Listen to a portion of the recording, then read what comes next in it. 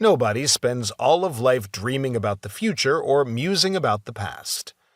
Moments of solitary reflection may have great value, but we spend most of our time in more active forms of engagement. Modern men and women cut up their days into distinct temporal frames. I wake my children and send them off to school, meet with fellow workers on the job, go to lunch with friends, and then move on to other spherical collaborations before returning home for the night. These spherical timeframes are structured in a fashion that can't be adequately expressed in clock time.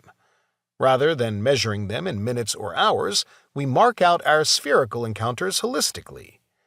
Suppose, for example, I am meeting a few friends for lunch at a restaurant. When we sit down at the table, we remember that some of our past lunches have been deeply rewarding, while others have been dull, or worse.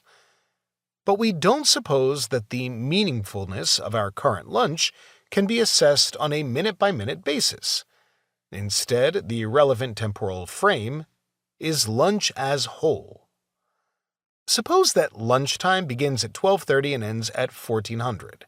If I make a remark at 12:35, it may have a very different significance by the time our lunch ends, depending on the comments it provokes from tablemates at 12:58 and 13:46.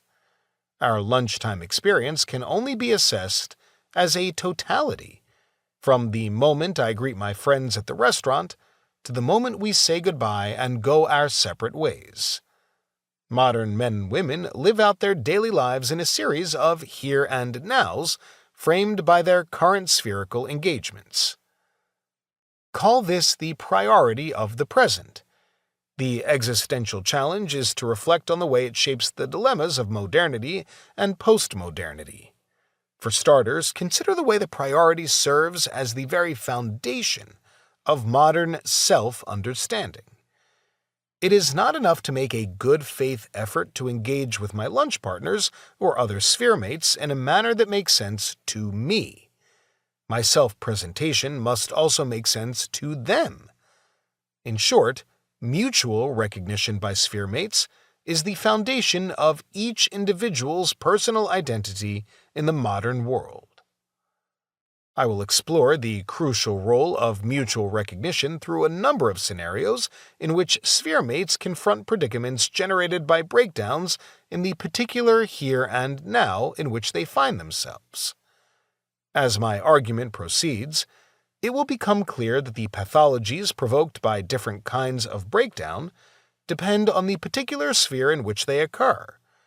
To clarify some fundamentals, however, this chapter will present variations on my lunchtime with friends scenario, deferring lots of important questions until later.